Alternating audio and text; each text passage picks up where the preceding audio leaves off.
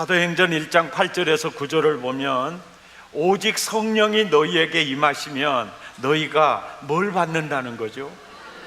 권능을 받게 된다. 네. 근데 이 권능에 대해서는 굉장히 의견이 분분하고 또 이렇게 사람마다 많은 차이가 있어요. 그래서 모세가 홍해를 가르는 그런 권능인가, 아니면 바울이 손수건만 얹어도 병이 낫는 권능인가, 그리고 대학생 선교단체 CCC에서는 증인되는 권능이다, 또 오순절 계통에서는 성령의 능력 행함이다, 이런 그 시각들을 가지고 있습니다. 균형이 필요하죠. 그런데 예수님이 오직 성령이 너희에게 임하시면 너희가 권능을 받고, 이 말씀을 하시고 이 말씀을 마치시고 그들이 보는 데서 올려져 가셨다. 그리고 그 다음 절 10절과 11절에 보면 올라가실 때 제자들이 올라가시는 모습을 쳐다보고 있는데 흰 옷 입은 두 사람이 그들 곁에 서서 이르되 갈릴리 사람들아 어찌하여 서서 하늘을 쳐다보느냐, 너희 가운데서 하늘로 올려지신 이 예수는 하늘로 가심을 본 그대로 오시리라. 그러니까 8절, 9절, 10절, 11절을 절로 구분이 되어 있으니까 토막으로 나누어서 생각하면 상당히 의미가 달라지는데, 모든 성경은 이렇게 편지이거든요. 이야기예요. 그러니까 토막으로 생각해서는 안 돼. 이렇게 통합적으로 봐야 되는 거죠. 그러니까 오직 성령이 너희에게 임하시면 너희가 권능을 받게 될 거다. 그리고 바로 하늘로 올라가세요. 그러니까 두 천사가 나타나서 하늘로 올라가심을 본 그대로 오시리라. 그러니까 이 말씀을 이 토막으로 보니까 성령이 임하시면 너희가 예수님을 모시게 될 거다, 이런 내용이거든요. 근데 대부분의 신자들은 하늘로 올라가심을 본 그대로 오시리라라는 이 말씀을 재림하시는 예수님으로만 생각을 하는 경향이 있어요. 근데 사실은 다시 재림하실 예수님을 지칭하기도 하지만 오순절 성령을 통해서 우리에게 임하시는 예수님 얘기도 안에 들어있다는 얘기죠. 이해가 되시면 아멘. 자, 이거에 대한 근거로 요한복음 14장 16절과 18절에서 이런 말씀을 하세요. 내가 아버지께 구하겠으니 그가 또 다른 보혜사를 너희에게 주실 것이다. 또 다른 보혜사를 너희에게 줄 것이다. 그렇게 말씀하신 그 다음 절에 보면 내가 너희를 고아와 같이 버려두지 아니하고 너희에게로 오리라. 그러니까 보혜사 성령을 보내주신다고 말씀하신 주님이 그 다음 절에 내가 너희에게로 오리라 이렇게 얘기한 거예요. 그리고 14장 19절에서 20절에 보면 조금 있으면 세상은 다시 나를 보지 못할 거다. 왜? 내가 십자가에 죄를 구속하고 저주를 속량하고 그리고 부활하고 또 나중에 승천하게 되면 세상은 나를 보지 못할 터이로되 너희는 나를 보게 될 거다. 왜냐하면 그날이 성령이 너희에게 임하는 날에 내가 아버지 안에 너희가 내 안에 내가 너희 안에 있는 것을 너희가 알리라. 그러니까 성령이 임하는 그 날에 내가 너희 안에 있는 것을 알게 될 거다. 그러니까 성령이 너희에게 임하시면 너희가 권능을 받고 이 말씀을 직역하면 성령이 너희에게 임하시면 예수를 받고, 아멘입니까? 그 얘기다는 걸 알 수 있어요. 그래서 요한복음 16장 17절 함께 읽죠. 시작. 그러나 내가 너희에게 실상을 말하노니 내가 떠나가지 아니하면 보혜사가 너희에게로 오시지 아니할 것이요 가면 그를 너희에게 보내리니 그가 오실 거다. 그러니까 떠나가는 게 더 유익이다. 자, 이 말씀이 이제 보세요. 사도행전 1장 8절 9절에 이렇게 얘기해요. 성령이 너희에게 임하시면 너희가 예수를 받게 될 거다. 예수를 받게 될 거다. 그리고 이 약속대로 사도행전 2장 1절에 성령이 임하셨어요. 성령이 임하시니까 성령이 임할 때 120명 모두가 다 임마누엘 하시는 예수님을 모시게 되었습니다. 예수가 임하여 있게 되는 거예요. 예수가 임하여 있게 되니까 사도행전 1장, 2장, 이제 3장으로 넘어가 보면 제9시 기도 시간에 1절, 2절에 보면 베드로와 요한이 성전에 올라가는데 나면서부터 걸어보지 못한 안진뱅이가 있는 거예요. 3절, 5절에 보니까 그 안진뱅이가 이렇게 베드로와 요한을 주목하여 보면서 이렇게 뭔가를 얻기를 이제 바라보고 있는 거니, 바라보고 있어요. 그때 6절, 7절에 베드로가 이런 얘기를 해요. 네가 나에게 원하는 게 은과 금인데 내가 너에게 줄 은전이나 금은 없어. 그런데 너에게 절실하게 필요한 예수는 내게 있다. 왜? 성령이 임하면 너희가 예수를 받고 성령이 임하는 그날에 예수님이 내 안에 있는 것을 아는 거예요. 그러면서 이런 얘기를 해요. 내게 있는 것을 내게 줄게 그래요. 내게 있는 것을 내게 줄게. 근데 우리는 예수 그리스도의 이름으로 걸어라 할 때 안진뱅이가 일어나는 것에 초점이 많이 가 있어요. 그런데 사실은 내게 있는 것을 너에게 줄게. 이 말이 사실은 중심이에요. 중심입니다. 야, 내 안에 계신 예수님을 내가 너에게 줄게. 왜?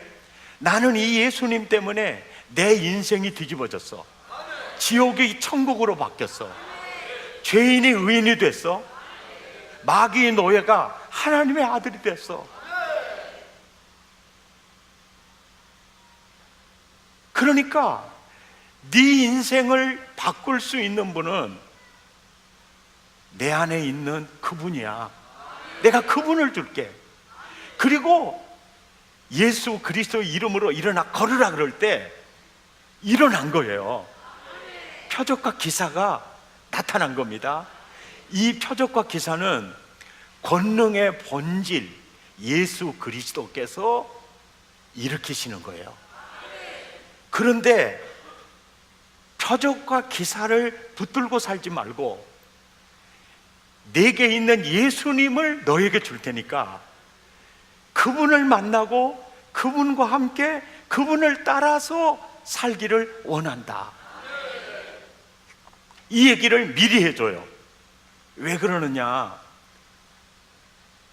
표적과 기사는 오래가지 않습니다. 시효가 굉장히 짧아요. 모세가 그 홍해를 가르고 그 이스라엘 백성을 구원하잖아요. 그래서 그들은 생전 보지도 못한 홍해가 갈라지는 어마어마한 표적과 기사를 본 거예요. 그리고 뒤에 추격해 오는 애굽의 군대가 그들에게 당도하지 못하도록 앞에 이끌어 갔던 그 구름 기둥이 뒤로 오는 거예요. 그러니까 안 보이는 거예요. 그러더니 구름 기둥 뒤로는 물이 합쳐져 버리는 거예요. 그리고 자기들이 구원을 받는 거예요. 그럴 때 그들은 구원의 노래를 불러요. 하나님 너무 멋지시다, 기사와 표적을 행하신 하나님 최고를 불러요. 그리고 하루 이틀 사흘 길을 가는데 먹을 물이 없으니까 또 원망해요. 표적과 기사가 주는 시온은 3일을 못 갔어요. 오늘날 많은 분들이 표적과 기사에 대해서 굉장히 그 매력을 느껴요. 예, 그게 좀 있으면 참 좋겠다. 처음에 이 교회가 개척이 되고 정말 완전 정신분열된 목수 아저씨가 있었어요. 그 완전 정신 이상자예요. 그런데 귀신 들린 거냐 아니면 정신분열 환자냐, 이거를 구분할 필요가 있어요. 그런데 아무리 찬송을 하고 기도를 하고 같이 해도 귀신은요 찬송 소리를 제일 싫어해요. 그래서 정체를 드러내는데 전혀 일주일이 지나고 2주일이 지나도 정체를 드러내지 않아서 이분은 정신분열 환자구나. 그리고 하나님 고쳐주십시오. 그때 내가 그 생각을 했어요. 그 사람 고쳐주면 교회가 부흥될 줄 알았어요. 그래서 내가 목숨 걸고 기도했어요. 그 사람이 나았어요. 완전히 정상인이 됐어요. 한 달은 열심히 교회에 나왔어요. 그 다음부터는 한 주 빼고 2주 빼고 자꾸만 빠지고 심내 그래가지고 신방남에 한번 나오고 그래가지고 머리를 떡떡 긁으면서 목사님 제가요 돈 많이 벌어가지고 교회 나갈게요. 그래가지고 목사님의 목회에 큰 힘이 되겠습니다. 아직까지 안 왔어요. 그래서 제가 깨달았어요. 이런 놀라운 표적과 기사를 체험하면 이게 정말 되는구나. 그가 전혀 아니었어요. 표적과 기사의 시효는 얼마 가지 않는 것이구나. 이런 점들을 이제 깨닫게 됐어요. 그래서 이제 여러분 신앙생활 하시면서 이제 주변에 교회들도 있고 또 기도원도 있고 또 여기서 신앙생활 하다가 저 이제 이사 가서 이제 신앙생활 할 수가 있어요. 그런데 교회마다 이게 있어요. 너희에게 성령이 임하면 너희가 권능을 받아. 모두가 권능을 받아요. 근데 그 권능은 예수 그리스도예요. 이 예수 그리스도가 권능의 본질입니다. 근데 그 예수님에 의해서 귀신도 나갈 수 있고 성령의 은사도 드러날 수 있고 물질의 은사도 나타날 수 있고 그분이 행하시는 그 현상들은 만 가지예요. 그분이 일하시는 현상들은 만 가지이고 또 그분이 모든 성도들을 동일하게 현상이 나타나잖아요. 은사가 달라요. 쓰는 용도가 달라요. 다 이렇게 다릅니다. 그러니까 예수 믿은 성령 받은 모든 사람이 다 방언하리라 이런 성경이 없어요. 은사는 나눠줘요. 그러니까 그 표적과 기사나 이런 것은 신유나 이 모든 것은 본질에 의해서 예수님이 행하신 일에 드러나는 현상이에요.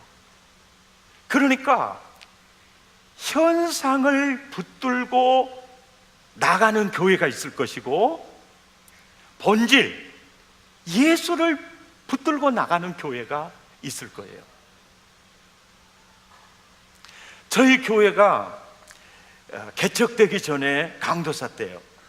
목포에 개척에 이제 개척하리라 결정을 하고 있을 때 그때 참 막막했어요. 막막했는데 그날도 내일 일은 난 몰라요. 하루하루 살아요. 주님 예수 팔레미사 내 손 잡아주세요. 내일 일은 난 몰라요. 장래일도 몰라요. 주님 예수 손 내미사 내 손 잡아주세요. 제단 앞에서 많이 찬송 부르면서 울다가 집에 들어왔어요. 4시 반에 새벽 예배인데 6시 반에 들어왔어요. 전화벨이 울렸습니다. 생전 못 들어본 교인이 아니에요. 저는 한빛교회 청년입니다. 제가 성령 체험하고 기도를 많이 하는 가운데 강도사님 개척하려고 마음 먹고 계시지요? 예, 어떻게 하셨어요? 주님이 제게 보여주셨습니다. 목사님 개척하는 교회가 목포에서 제일 큰 교회가 될 거다고 제게 보여주셨어요. 그래서 제가 웃기지도 않네. 그랬을까요? 고맙습니다. 그랬을까요? 고맙습니다 하고 전화를 끊으면서 이상한 사람 다 보겠네 그랬어요. 2주가 지났어요. 또 새벽 6시 반이에요. 또 전화가 왔어요. 2주 전에 전화했던 청년입니다. 이번에는 기도하다가 잠깐 잠들었는데 꿈을 통해서 자기에게 보여줬대요. 강도사님이 개척하는 교회가 목포에서 제일 큰 교회가 돼요. 그래서 감사합니다 전화 끊으면서 진짜 그럴까? 그러고 끊었어요. 진짜 그럴까? 나중에 그분이 서진 룸사롱 사건 일으켰던 조포 그 친구들이에요. 그런데 이분이 예수를 믿고 성령 체험을 했어요. 그리고 나는 이제 복음을 위해 살리라. 그리고 신학을 했습니다. 그리고 목사 안수를 받았어요. 그리고 저희 교회를 찾아오신 거예요. 몇 년 전에 아침에 전화드렸던 그 청년 기억하시냐고. 그래서 내가 그 청년 잊어버리면 사람이겠냐고. 기억하고 있다. 그 청년이 바로 나다고. 지금은 그 목사님이 청년이 목사님 이름 허영모 목사님 괌에서 사역하고 계세요. 동해도 인도하는 분이고 우리 교회 최양수 권사님하고 인척간이에요. 그래서 확인 가능합니다. 자, 그 뒤로 저는 꿈에 집착하지 않았어요. 꿈을 붙들지도 않았고 미안하지만 꿈에 대해서 믿지도 않았어요. 단지 하나님이 나를 격려하시는 내용이다 라고 좋게 받아들이고 꿈에 어떤 환상에 붙잡지도 않았고 교인들에게 꿈 얘기, 환상 얘기도 거의 절제하고 살아요. 그리고 개척하고 몇 년 지나지 않아서 금요 철야 기도를 할 때 그때 환자가 많으니까 환자에 대한 긍휼한 마음이 컸습니다. 그래서 통성 기도를 많이 하고 치료받아야 되실 분들 그 자리에서 일어나시라고, 그리고 머리 위에 안수하시라고, 그리고 고쳐달라고 간절히 기도하면 일어서신 분 중에 3분의 1이 쓰러졌어요. 그리고 이제는 수건, 바울의 손수건만 얹어도 나았는데 오늘 또 예수는 동일한 줄 믿습니다 고 쫙 던졌어요. 그랬더니 3분의 1이 쫙 쓰러지는 거예요. 굉장히 기분이 좋아요. 그리고 3개월을 계속 매주마다 그런 일을 했습니다. 그랬더니 목포에서 들리는 소리가 사랑의 교회가 신비주의로 빠졌대요. 교인들이 등록을 안 해요. 그리고 쓰러진 사람들은 목사님, 나는 왜 이렇게 이상하게 예수를 믿어야 될까요? 꼭 쓰러져야, 우리 남편이 보면 뒤로 뒤집어질 것 같아요. 그래서 남편 데리고 오지를 못합니다. 또 안 쓰러진 파들은요, 나는 이부 자식인가 봐요. 그래가지고 기도해도 안 나와 버리는 거예요.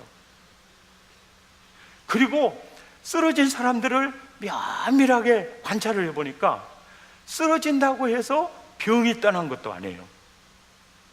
신앙이 성숙된 것도 아니에요. 그래서 사실은 우리 교회에서만 한 게 아니고 부흥회 다니면서도 했어요.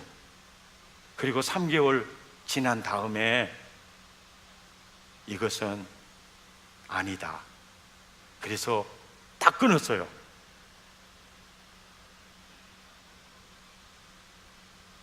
그리고 쓰러짐에 대해서 뭐 강조하거나 이러지도 않았어요. 딱 끊었어요. 나중에 서익종 장로님, 명성동 장로님 장로 될 때 딱 한 표 차이로 떨어지는 집사님이 계셨어요. 그 집사님이 그때 있었어요. 그래 그 집사님이 이런 거예요. 과거에 백동조 목사님은 장풍을 썼다. 이래가지고 목포는 항구다 청년대학부 담당 전도사님 데리고 영당시장 2층에 개척교회를 하는 적도 있었어요. 어떤 경우에도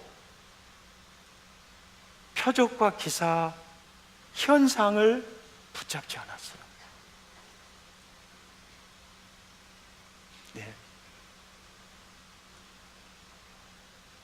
권능의 본질, 예수 그리스도, 오직 그분을 붙잡았어요.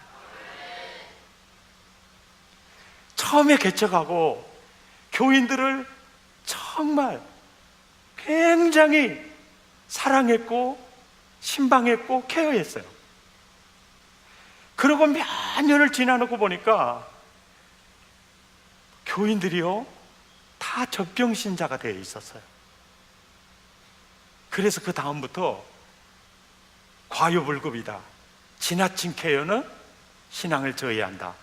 그래서 이제 스스로 예수님 바라보고 내가 성령이 임했다면 거듭났잖아요.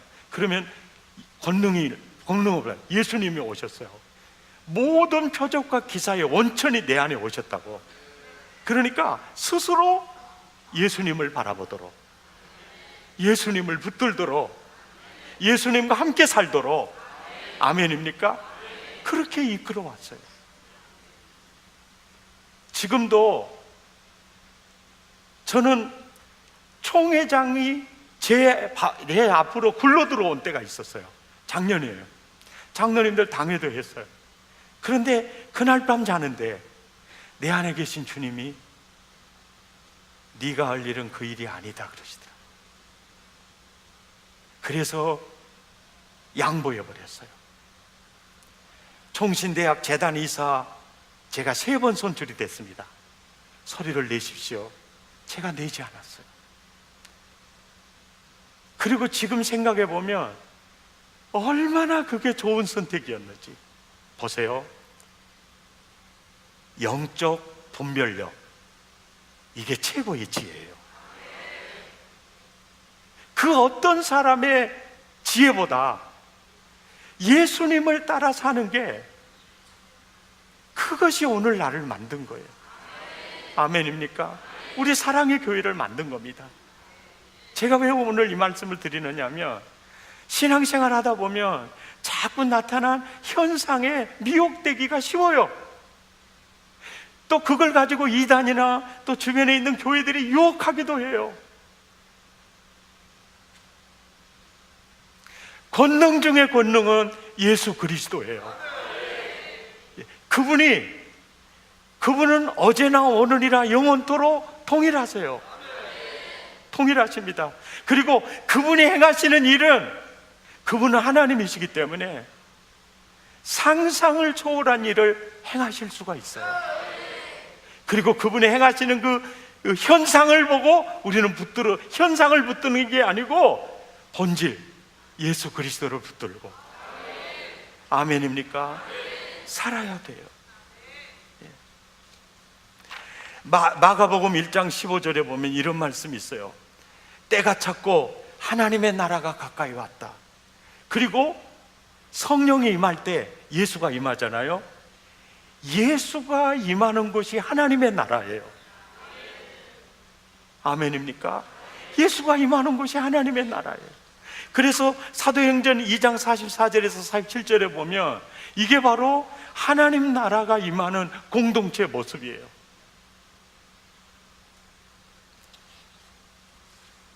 성령이 너희에게 임하시면 너희가 권능을 받고 예수를 받고, 예수가 너에게 임하면 넌 하나님의 아들이야. 너는 로얄 패밀리야. 하나님의 가족이야. 넌 하나님의 나라야. 지난 주간에 김기선 목사님 말씀을 통해 은혜 많이 받으셨죠. 가서 목사님이 감사 메일을 보내셨더라고요. 여러 말을 삭제하고 딱 이런 얘기 꼭 알려드리고 싶어요. 늘 다음 세대에 대한 부담을 가지고 있으면서도 이민교회가 갖는 한계 때문에 마음이 무거웠는데, 목포 사랑의 교회의 차세대 자녀들이 자라는 모습을 보면 한없는 도전과 한없이 부러운 마음을 솔직히 감출 수가 없었습니다. 기회가 되면 우리 차세대 사역자들 다 영어권이긴 한데 한번 목포로 데리고 와서 목사님 교회 견학을 해야 되겠다 싶습니다. 교회 여건이 되는 대로 시간을 잡아서 방문하도록 하겠습니다. 그때는 제가 설교하지 않고 교회를 한번 둘러보면 좋겠다 싶습니다. 참 교회 방문해서 뭔가 도전을 받았다는 건 참 하나님께 우리가 감사해야 될 일이죠. 그러나 그 목사님의 설교 중에 햄버거 하나 사 먹을 돈이 없어서 사흘을 굶었어요. 도서관에 앉아 있는데 햄버거 가게에서 냄새 나는 게 감자칩 냄새가 너무 향긋해. 맥도날드 가게 앞에 쓰레기통을 뒤졌어요.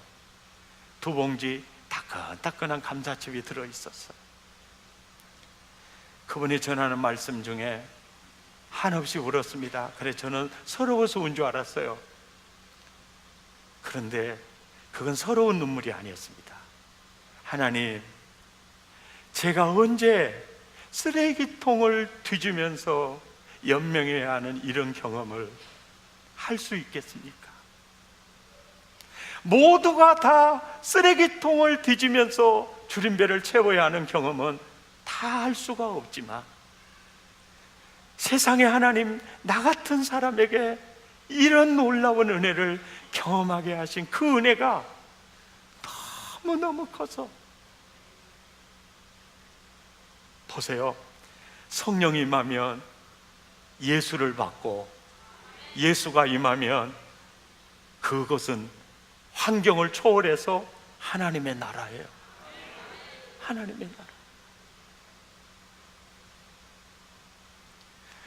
저도 사람에게 버림받은 적 있고요, 저도 교회에서 쫓겨난 적도 있고요, 저 자식 데리고 13평 아파트로, 그것도 사골세로 움직일 때도 있었지만, 그래도 예수님 안에 있는 나는 슬프지 않았습니다.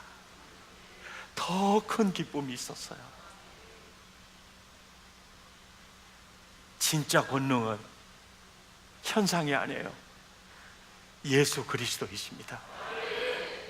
그리고 하나님의 나라를 누리면서 사는 거예요. 이것이 바로 우리 교회의 핵심이에요. 아멘입니까? 경험해 보니까 예수보다 더 큰 권능 없어요. 그 예수 그리스도는 권능의 원천이에요. 현상을 붙들 이유가 없어요. 우리가 예수 믿으면 우리가 하나님의 자녀가 돼요. 구원받아요. 내가 예수 믿으면 내가 구원받아요. 하나님이 나를 믿으면 그때부터 하나님이 나를 쓰기 시작해요. 나를 믿는 자는 나의 하는 일을 저도 할 것이요 이보다 더 큰 일도 하리라. 예수님과 함께 살아보니까 어떻게 보면 날마다 꿈꾸는 것 같아요. 예수와 함께 사는 모든 삶이 사실은 천국이거든요. 오늘 세례받은 여러분, 그 은혜 속에 승리하시기를 축복합니다. 찬양하겠습니다. 슬픈 마음 있는 자, 몸과 영혼 병든 자,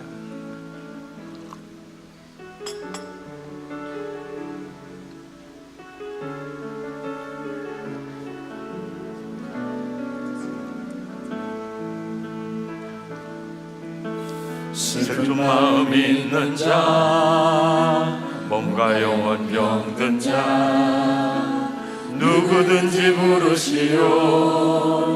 예수 이름 부르시오. 그 이름을 믿는 자, 그 이름을 부르는 자, 그가 어떤 사람이든 그는 구원하리니. 예수 예수 예수, 오른역의 그 이름 예수, 나 외쳐 부르네. 예수 아멘. 예수, 오 구원의 그 이름 예수, 나 외쳐 부르네. 예수 그리스도.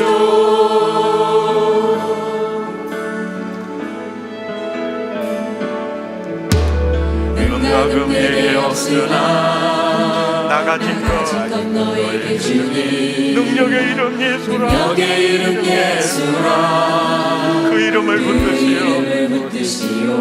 그 이름을 믿는 자, 그 이름을 믿는 자, 그 이름을 외치는 자, 그 이름을 외치는 자, 그가 어떤 사람이든 그가 어떤 사람이든 그는 주의 영광을 보리라.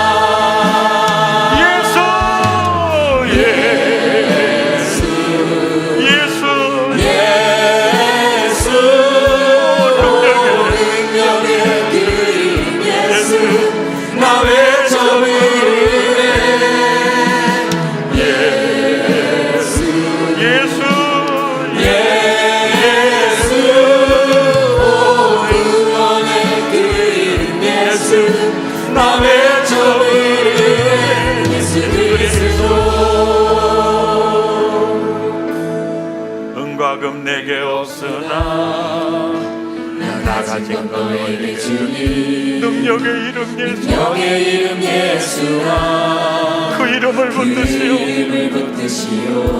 그 이름을 믿는 자, 그 이름을 믿는 자, 그 이름을 외치는 자, 그 이름을 외치는 자, 그가 어떤 사람이든 그가 어떤 사람이든 그는 주의 영광을 보리라. 예수